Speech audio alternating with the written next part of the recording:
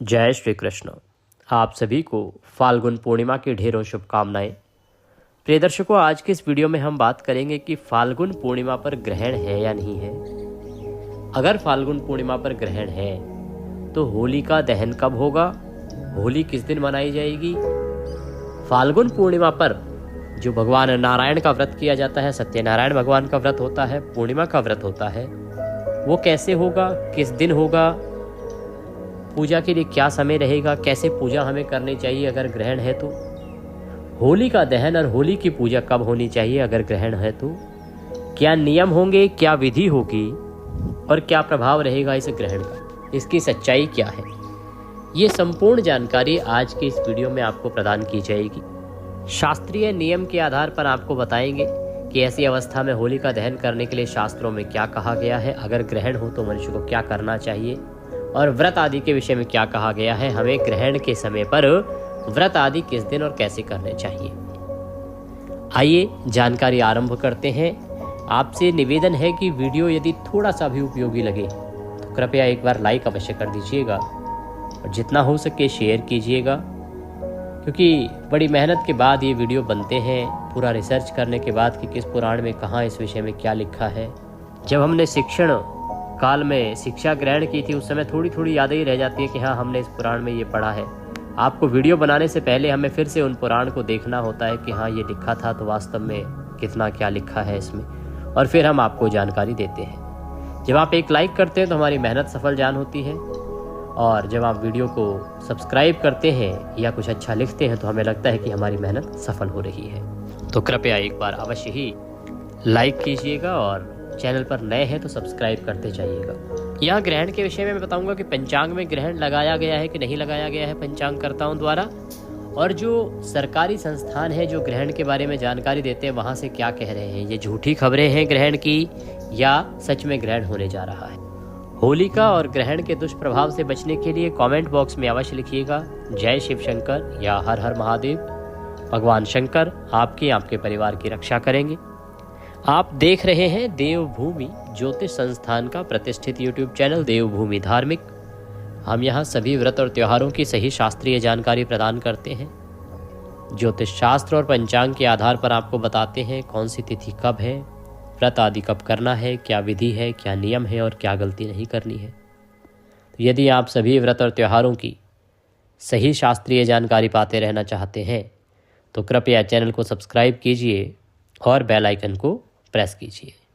जब आप सब्सक्राइब का बटन दबाएंगे तो वहाँ एक घंटी का निशान बना हुआ आएगा, उसको अवश्य दबाइएगा, तभी आपको हमारे सारे वीडियो प्राप्त होंगे, अन्यथा आपसे जानकारी छूट जाएगी। प्रिय दर्शकों, अब आप हमारे साथ व्हाट्सएप के माध्यम से भी जुड़ सकते हैं। व्हाट्सएप पर जुड़ने का लाभ ये होगा कि सभी जानकारियाँ आपको सीधे मोबाइल पर आती रहेंगी।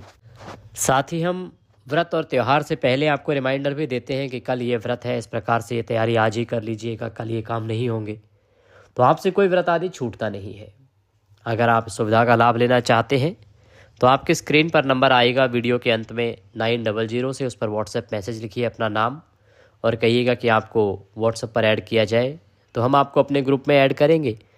वहाँ से सभी जानकारी आपको आती रहेंगी। और यदि आप चाहते हैं कि ग्रुप में ऐड ना किया जाए, क्योंकि ग्रुप में बहुत सारे और भी लोग होते हैं, उनके साथ भी आपका नंबर जा सकता है, तो आप व्यक्तिगत रूप से प्राप्त करने के लिए भी लिख सकते हैं कि आपको पर्सनली सब जानकारी भेजी जाए, तो हम आपको व्यक्तिगत रिकॉर्ड में सेव करेंगे और फिर सभी जानकारियाँ सीधे आपके व्यक्तिगत नंबर पर आती रहेंगी। आइए बात करते हैं ग्रहण की। ग्रहण में क्या करना चाहिए, क्या नहीं करना चाहिए, कैसे पाठ पूजा आदि करेंगे। प्रिय दर्शकों, मैं आपको बताऊं कि ग्रहण की क्या है सच्चाई। पूर्णिमा पर ग्रहण होने जा रहा है, नहीं होने जा रहा है, पंचांग से तो मैं अभी बता दूं, लेकिन मुझे सरकारी जो क्षेत्र हैं वहाँ से भी प्राप्त करनी है जानकारी, तो वहाँ संपर्क साधा जा रहा है मेरी टीम के लोगों के द्वारा। जब तक वहाँ से बात हो पाती है और जानकारी आती है तब तक मैं आपको बाकी जानकारी प्रदान करता हूँ कि ग्रहण के समय आपको क्या करना चाहिए, क्या नहीं, और अगर ग्रहण होता है तो होली कब मनानी चाहिए, कैसे मनानी चाहिए, क्या विधि है, क्या नियम है और व्रत आदि कैसे करना चाहिए। जब कभी ऐसी अवस्था में कि जैसे मान लो फाल्गुन पूर्णिमा है या कोई भी त्यौहार है, ग्रहण पड़ जाता है, तो सबसे पहले तो ये जानना आवश्यक है कि ग्रहण के समय हमें करना क्या चाहिए और क्या नहीं करना चाहिए। देखिए, जब ग्रहण होता है तो ग्रहण से पहले लगता है सूतक। अब पूर्णिमा पर तो चंद्र ग्रहण लगता है। चंद्र ग्रहण का जो सूतक है वो 9 घंटे पहले आरंभ हो जाता है। जब सूतक लग जाता है उसके बाद कोई भी शुभ मांगलिक कार्य नहीं किए जाते, किसी प्रकार की पूजा पाठ नहीं की जाती, कोई भी नया काम शुरू नहीं किया जाता। अर्थात जिस दिन ग्रहण होता है ना, ग्रहण के समय किसी भी प्रकार का मंगल काम, शुभ काम या कहें कि हम कोई समारोह आदि जो है आयोजित नहीं करना चाहिए। ग्रहण का सूतक आरंभ होने से पहले ही हमें घर में कुछ तैयारियां करनी आवश्यक होती हैं। उनको मैं एक बार समझा देता हूं कि वो क्या तैयारियां हैं जो आपको ग्रहण के शुरू होने से पहले, यहाँ तक कि सूतक से पहले करनी होती है। सबसे पहले तो आपके घर में यदि मंदिर आदि है तो सूतक आरंभ होने से पहले ही आपको अपने मंदिर में मंदिर के पर्दे कर देने हैं, क्योंकि जब सूतक आरंभ हो जाता है उसके बाद ना भगवान की पूजा होती है, ना भगवान को भोग लगता है, ना आरती होती है, कुछ भी नहीं कर सकते हैं। तो इसीलिए आपको सूतक आरंभ होने से पहले ही जो पूजा पाठ करनी है वो कर लेनी चाहिए, भोग आदि लगा देना चाहिए और मंदिर के पर्दे बंद कर देने चाहिए। घर में जो भी खाद्य सामग्री है, आपके खाने पीने के सामान हैं, जैसे आपने आटे का ड्रम होगा या चाय चीनी आदि के डब्बे होंगे, दालें आदि के डब्बे होंगे, जो खाने पीने का सामान है उस सभी में कुशा डाल देनी चाहिए। कुशा घास में ये गुण होता है कि ये जहाँ भी होती है वहाँ से नेगेटिव एनर्जी को ये बाहर कर देती है, नकारात्मक ऊर्जा का प्रवाह वहाँ से समाप्त हो जाता है। इसीलिए कुशा को बड़ा ही पवित्र और शक्तिशाली माना गया है। तो खाने पीने की सभी सामग्री में आपको कुशा डाल देनी है, यहाँ तक कि पानी की टंकी में भी आपको कुशा डाल देनी चाहिए। ये तैयारी आपने ग्रहण के शुरू होने से पहले, यहाँ तक कि सूतक के शुरू होने से पहले ही कर लेनी है। जब सूतक आरंभ हो जाएगा तो आप किसी पूजा पाठ की वस्तु को हाथ नहीं लगाएंगे, और यहाँ तक कि खाने पीने की भी मनाही होती है। तो ग्रहण के समय में विशेष रूप से आपको इस नियम का पालन करना चाहिए। ग्रहण का समय 3.5-4 घंटे का होता है और कई बार 5 से 6 घंटे का भी होता है। ग्रहण के समय आपको कुछ भी खाना पीना नहीं चाहिए। ध्यान दीजिएगा कि प्रयास करें जब ग्रहण चल रहा हो तो खुले आसमान के नीचे ना आए, जितना हो सके आप घर के अंदर रहें। अगर आप ऑफिस जाते हैं, कार्यालय जाते हैं तो ऑफिस के अंदर ही रहें, और अगर किसी कारणवश आना भी पड़े बाहर तो उसमें आसमान की ओर ना देखें, आकाश की ओर आपको नहीं देखना चाहिए, देखने से बचना चाहिए। अगर घर पर है तो जितना हो सके भगवान के स्तोत्र सुने, मंत्र जप करें, पाठ करें, भक्ति करें, और इसी प्रकार से इस समय को व्यतीत करें जो ग्रहण का समय है। इसमें खाने पीने की जो है पूर्ण रूप से मनाही होती है, परंतु 3 अवस्थाएं ऐसी हैं जिनके लिए यह नियम लागू नहीं होता।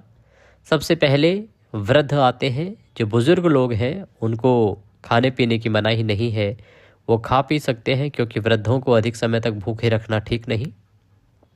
उसी प्रकार से जो छोटे बालक हैं, बच्चों को खाने पीने की कोई रुकावट नहीं है, उनको खिला पिला सकते हैं, उनको भी अधिक समय भूखे रखना ठीक नहीं। तीसरी, जो गर्भवती माताएं बहनें हैं या जो बीमार हैं, उनको खाने पीने के इस नियम में थोड़ी सी छूट होती है, वो खा पी सकते हैं, क्योंकि बीमार को भी आवश्यकता होगी और जो गर्भवती हैं उन्हें भी भोजन की आवश्यकता होगी। बाकी सभी लोगों को भोजन ना करने का जो नियम है ग्रहण में, उसका पालन करना चाहिए। ग्रहण के दौरान आप जिस भी किसी वस्तु का स्पर्श करते हैं, ग्रहण समाप्त होने के बाद उसका शुद्धिकरण आवश्यक हो जाता है। इसीलिए जिस माला से आप जप कर रहे हैं ना, ग्रहण के बाद उस माला का शुद्धिकरण, अभिप्राय है कि उसको गंगा जल से आपने धोना चाहिए। जिस आसन पर बैठकर आपने पूजा की है उसको भी धोना चाहिए, उसका भी शुद्धिकरण आवश्यक है। ग्रहण के बाद क्या करना है इस पे आऊँ उससे पहले ये बताना आवश्यक है कि जो गर्भवती माताएं बहनें हैं उनको विशेष रूप से क्या सावधानी बरतने की आवश्यकता है, क्या गलती नहीं करनी चाहिए। तो ग्रहण के समय पर जो भी हमारी गर्भवती माताएं बहनें हैं उनको ध्यान देना है कि कटाई, छटाई, बुनाई आदि के जो कार्य हैं वो नहीं करने। तेज़ धार वाले जो हथियार हैं, नुकीली धार वाले जो हथियार हैं, उनका प्रयोग नहीं करना, चाहे वो चाकू है, चाहे वो छुरी है, चाहे वो सिलाई करने वाली कोई सुई है, इन सब चीज़ों से दूर रहना है। ये कार्य आपको नहीं करने हैं। जितना हो सके भगवान की भक्ति कीजिए, भगवान के मंत्रों का जाप कीजिए। मैंने स्तोत्र सभी अपलोड किए हुए हैं। शिव सहस्त्र नाम का श्रवण करें, विष्णु सहस्त्र नाम का श्रवण करें। ये सुनना बड़ा ही पुण्यदायी और उत्तम रहता है। इस प्रकार से गर्भवतियों को यह समय व्यतीत करना चाहिए। जो ऑफिस जाती है, कार्यालय जाती है, तो देखिए आपको प्रयास करके अंदर रहना चाहिए, या तो ऑफिस के अंदर या तो घर के अंदर। और अगर किसी कारण से बाहर आना भी पड़े तो आसमान की ओर ना देखें। सबसे महत्वपूर्ण एक सलाह मैं आपको दूंगा कि डरना नहीं है ग्रहण से। गर्भवतियों को ग्रहण के नाम पे डराया बहुत जाता है। आपने डरने की आवश्यकता नहीं है, केवल सावधान रहिए कि कुछ ऐसा ना हो जिसकी मनाही है। बाकी डरना नहीं, ऐसा नहीं है कि ज़बरदस्ती गर्भस्थ शिशु को कोई हानि हो जाने वाली है, ऐसा कुछ नहीं होगा। आप सावधानी से अपने कार्य करें, सब अच्छा होगा। जितना हो सके आप भक्ति करते हुए, मंत्र जप करते हुए समय को व्यतीत कीजिए। इस प्रकार से आपको ये ग्रहण का समय व्यतीत करना चाहिए। जब ग्रहण समाप्त हो जाए तो सभी गृहस्थजन जो घर पर हैं उनको स्नान करना चाहिए। स्नान करने के बाद गंगा जल से छिड़काव कीजिए पूरे घर में, मंदिर में गंगा जल छिड़किए। और उसके बाद भगवान लड्डू गोपाल हैं, सालिग्राम जी हैं, जो भी भगवान आपके यहाँ विराजमान हैं उनको स्नान आदि कराइए। स्नान आदि करा के उनकी आरती कीजिए, भोग प्रसाद आदि लगाइए। तदुपरांत आपने दान करना चाहिए। ग्रहण का दान महादान कहा गया है। ग्रहण में दान अवश्य करना चाहिए। जो भी आप दान देना चाहें, आप अन्न का दान दे सकते हैं, धन का दान दे सकते हैं, वस्त्र का दान दे सकते हैं। दान आपने करना है, अवश्य करना चाहिए। इस प्रकार से ये ग्रहण और ग्रहण के बाद के कार्य हैं जो आपने करने हैं। इसके बाद आप दान आदि के कार्य के बाद भोजन आदि ग्रहण करें, अपने दैनिक जो भी कार्य हैं उनको कीजिए। तो इस प्रकार से जो ग्रहण का समय है इसको आपको व्यतीत करना चाहिए। इस प्रकार से अगर ग्रहण का समय व्यतीत किया जाएगा तो उससे किसी प्रकार का दोष नहीं, पुण्य ही पुण्य प्राप्त होगा। तो अब प्रश्न ये उठता है कि इस आने वाली फाल्गुन पूर्णिमा पर ग्रहण है या नहीं है, और ग्रहण है तो ये कहाँ कहाँ पर है, भारत पे लगेगा या नहीं लगेगा, और इसका सूतक कब से कब तक रहेगा, तथा अगर ग्रहण है तो हमें बाकी के कार्य अर्थात भगवान सत्यनारायण का व्रत कब करना है, कैसे करना है, और होली का पूजन कब करना है, दहन कब करना है। आइए इन प्रश्नों की ओर आगे बढ़ते हैं। मेरे पास जानकारी भी आ गई है, जो संस्थान है सरकारी संस्थान, वहाँ से हमने संपर्क साधा था, वहाँ से भी उत्तर हमें प्राप्त हो गया है। तो पहले बात करते हैं ग्रहण के विषय में। देखिए ग्रहण के बारे में जो कहा जा रहा है कि फाल्गुन पूर्णिमा पर ग्रहण है, तो मैं आपको बताऊं पूर्णिमा तिथि की जो शुरुआत है ना वो हो रही है 2 तारीख को। 2 तारीख को शाम को 5:35 पर पूर्णिमा आरंभ हो जाएगी, और 3 तारीख को शाम को 5:07 पर पूर्णिमा समाप्त हो जाएगी। ऐसे में उदया तिथिमान जो है वो बड़ा महत्वपूर्ण होता है। उदया तिथिमान के अनुसार ही किसी तिथि का निर्धारण होता है, विशेष रूप से पूर्णिमा का निर्धारण होता है। तो पूर्णिमा तिथि जो है वो रहेगी 3 तारीख को। पूर्णिमा मनाई जाएगी 3 मार्च को। अब हम ग्रहण की बात करते हैं कि ग्रहण की क्या है सच्चाई, ग्रहण कहाँ कहाँ है, भारत में दिखेगा या नहीं दिखेगा। तो प्रिय दर्शकों, पंचांग की मैं बात करूं तो पंचांगकर्ताओं ने ग्रहण लगाया है 3 मार्च को ही पूर्णिमा पर ग्रहण है। सरकारी जो विभाग है वो भी यही कहते हैं कि ग्रहण रहेगा, 3 मार्च को ग्रहण रहेगा। ये बताइए कि ये ग्रहण कहाँ कहाँ पर रहेगा। उससे पहले जानते हैं कि इसका सूतक काल क्या रहेगा, और सूतक काल के अलावा ग्रहण का समय क्या रहेगा, ग्रहण कब से कब तक रहने वाला है। तो प्रिय दर्शकों, ग्रहण जो है ना वो 3:20 पर आरंभ होगा। 3 मार्च को शाम को 3:20 पर ग्रहण की शुरुआत होगी, और इसका जो सूतक है वो चंद्र ग्रहण का जो सूतक है 9 घंटे पहले लग जाता है। तो इस नियम के अनुसार सूतक आरंभ हो जाएगा 3 मार्च को सुबह 6:20 से। 6:20 से सूतक आरंभ होगा, 3:20 से जो है ग्रहण आरंभ हो जाएगा, और ये ग्रहण समाप्त होगा शाम को 6:48 पर।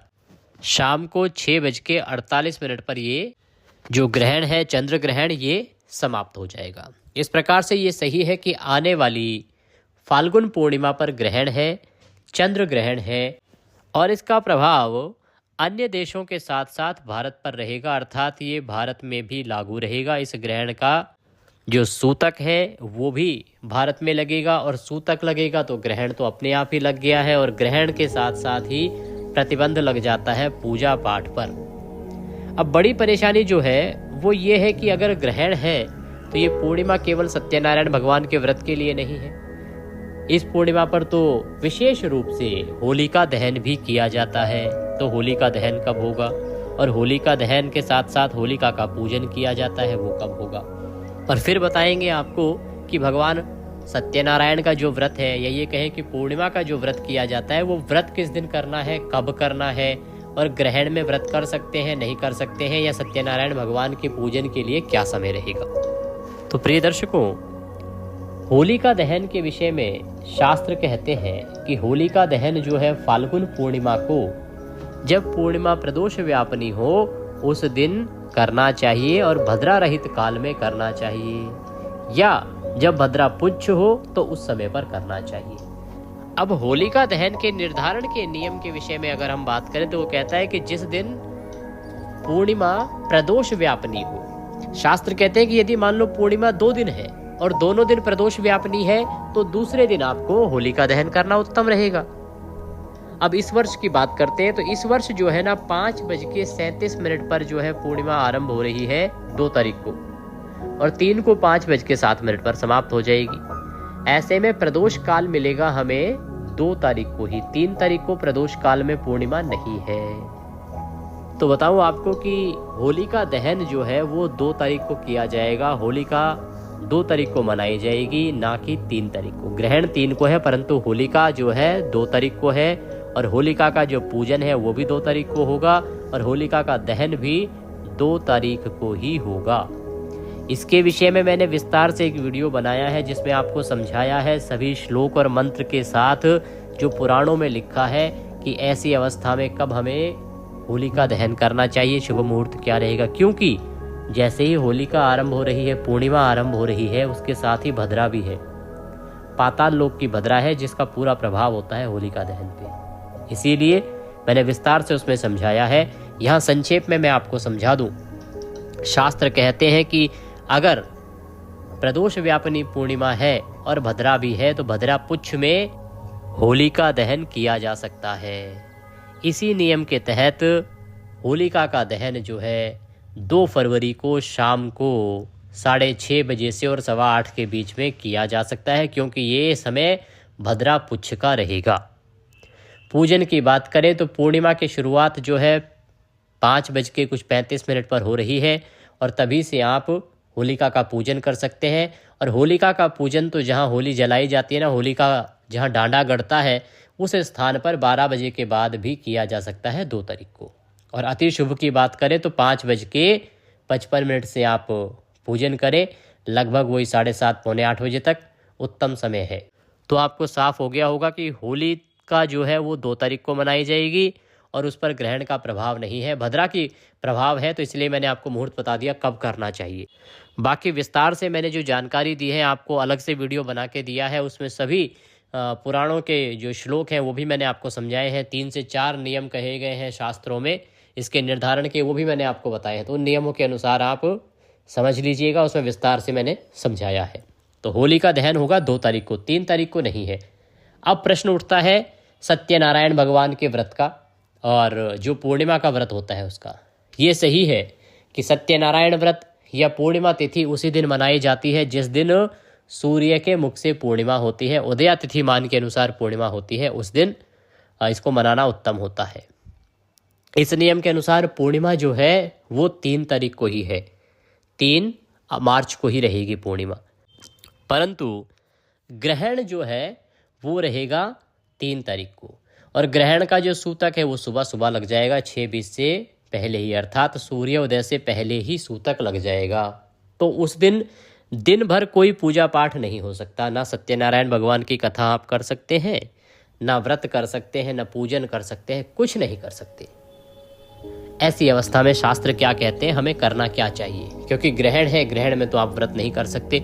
और ये व्रत बड़ा व्रत होता है, सत्यनारायण भगवान का व्रत है, पूर्णिमा का व्रत है, अधिकतर सनातनी माताएं बहनें इसको करती हैं। तो ऐसे में शास्त्र अनुमति देते हैं कि जिस दिन चंद्र का उदय पूर्णिमा में हो रहा है, देखिए अगर सूर्य उदय मान के अनुसार निर्धारण ना हो पाए तो चंद्र उदय मान के अनुसार आप निर्धारित कर सकते हैं। तो चंद्रमा का जो उदय रहेगा पूर्णिमा में वो रहेगा 2 तारीख को, और पूर्णिमा का व्रत तो चंद्र अर्घ देकर भी किया जाता है। एक व्रत ये भी है जिसमें चंद्रमा को अर्घ दे के माताएं व्रत खोलती हैं।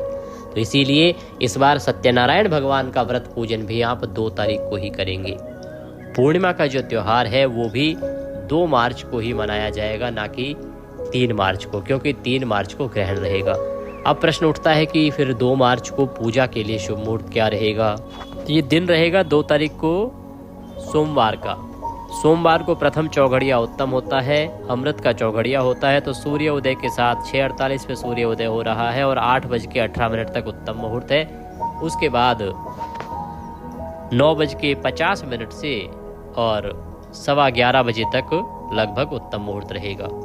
इस समय में भी आप सत्यनारायण का व्रत पूजन कर सकते हैं। कथा श्रवण आदि तो आप पूरा दिन कर सकते हैं, कोई दोष नहीं है।